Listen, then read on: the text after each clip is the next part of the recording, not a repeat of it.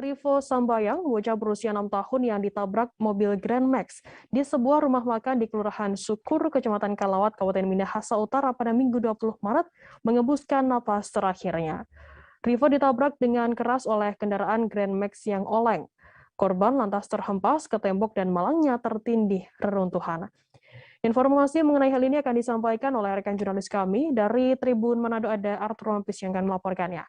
Silakan rekan Arthur, laporan Anda. Terima kasih Firda dan Tribuners. Jadi kejadian kecelakaan itu terjadi kemarin di tepi jalan raya Manado Bitung di Kelurahan Sukur, Kecamatan Air Madidi, Kabupaten Minahasa Utara.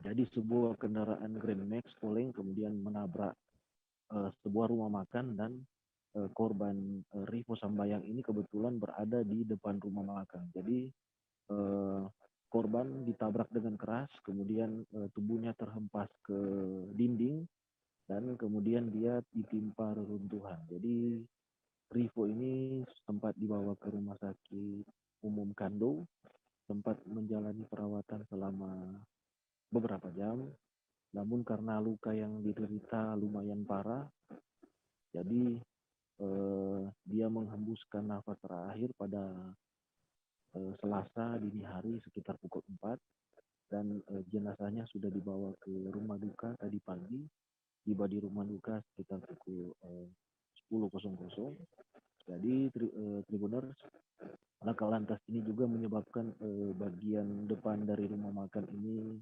hancur karena ditabrak oleh kendaraan, dan ini ada dugaan bahwa pengemudi yang membawa kendaraan tersebut dalam keadaan sudah menegak minuman keras, namun ini memang masih butuh dari polisi, pendalaman dari polisi. Demikian, Firda.